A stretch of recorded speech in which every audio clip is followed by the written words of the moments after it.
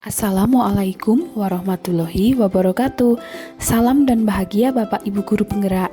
Saya Prilia Prabani Sahasrani, calon guru penggerak Angkatan 8 dari Kabupaten Temanggung, akan memaparkan kesimpulan dan refleksi pengetahuan dan pengalaman baru yang dipelajari dari pemikiran Ki Hajar Dewantara Modul 1.1. Selamat menyimak.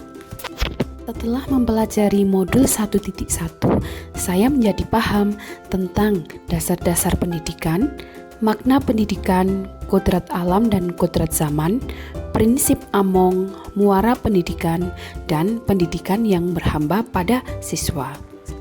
Dasar pendidikan berdasarkan pemikiran Ki Hajar Dewantara, pendidikan adalah menuntun segala kekuatan kodrat yang ada pada siswa agar mereka dapat mencapai keselamatan dan kebahagiaan yang setinggi-tingginya baik sebagai manusia maupun anggota masyarakat.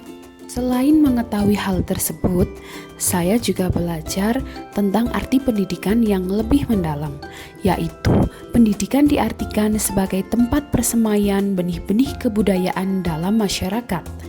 Tujuan dari pendidikan tersebut yaitu untuk memanusiakan manusia baik secara individual maupun bermasyarakat.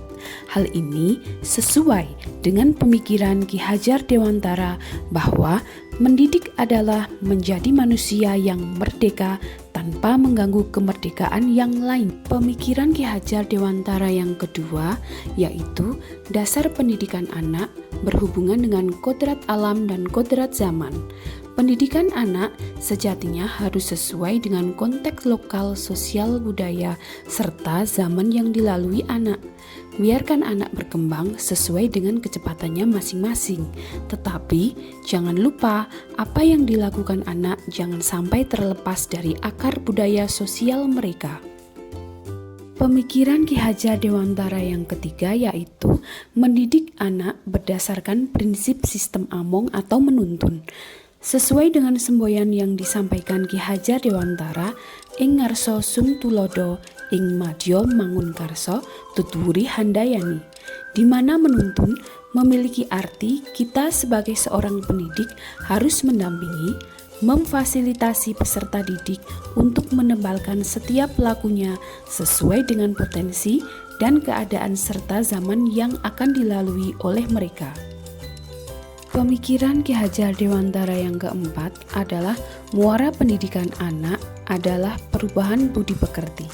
Pendidikan holistik yang seimbang yaitu dalam mengolah cipta, mengolah rasa, mengolah karsa, dan mengolah raga diharapkan dapat mewujudkan anak yang memiliki kebijaksanaan.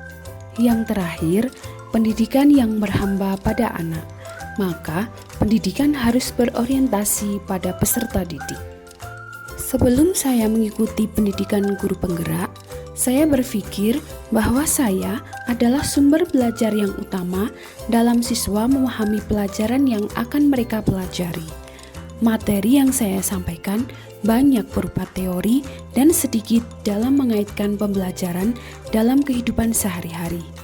Hal ini disebabkan karena kompetensi dasar yang harus saya sampaikan sesuai dengan target pembelajaran dan juga model atau metode yang saya terapkan kurang menerapkan keluasaan waktu anak dalam menyampaikan pendapat atau berdiskusi.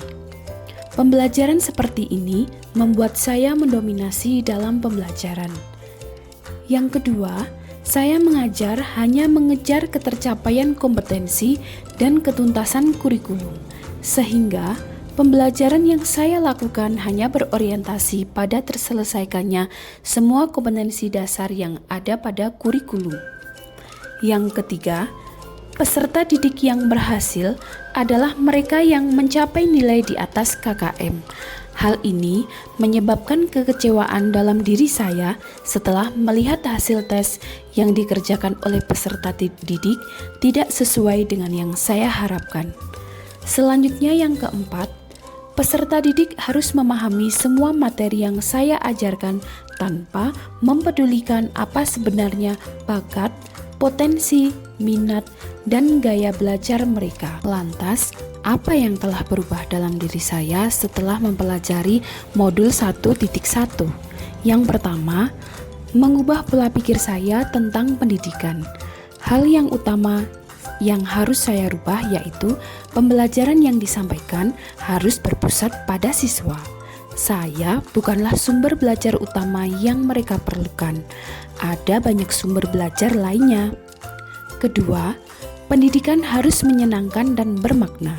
Hal ini berkaitan dengan pemberian hukuman pada siswa. Selama ini memberikan hukuman agar memberikan efek jera pada siswa adalah keliru. Seharusnya guru bukan memberikan hukuman tetapi menuntun atau memberi contoh siswa untuk lebih berperilaku positif. Yang ketiga, semua siswa itu pandai, tetapi anak memiliki potensinya masing-masing. Kalimat itu saya tanamkan dalam diri saya sendiri selama proses pembelajaran. Yang keempat, penilaian dan keberhasilan proses pembelajaran bukan sekadar pada kognitif saja, tetapi juga pada aspek-aspek yang lain. Setelah saya mengetahui apa yang harus berubah dalam diri saya, maka dari itu tindakan yang segera saya terapkan sebagai implementasi dalam pembelajaran agar kelas saya dapat mencerminkan pemikiran Ki Hajar Dewantara, yaitu yang pertama melaksanakan pembelajaran yang berpusat pada siswa dengan diawali membuat kesepakatan kelas terlebih dahulu. Yang kedua, menyisipkan unsur game atau ice breaking dalam pembelajaran sesuai dengan kodrat anak, yakni bermain. Selanjutnya yang ketiga, fokus pada penumbuhan budi pekerti dan karakter siswa yang sesuai dengan nilai-nilai budaya. Semoga dengan mengimplementasikan pemikiran Ki Hajar Dewantara dalam kegiatan pembelajaran dapat menjadikan kelas saya menjadi kelas yang merdeka belajar. Demikianlah kesimpulan dan refleksi pengetahuan dan pengalaman baru yang dipelajari dari pemikiran Ki Hajar Dewantara dari modul 1.1 yang dapat saya sampaikan. Terima kasih. Wassalamualaikum warahmatullahi wabarakatuh.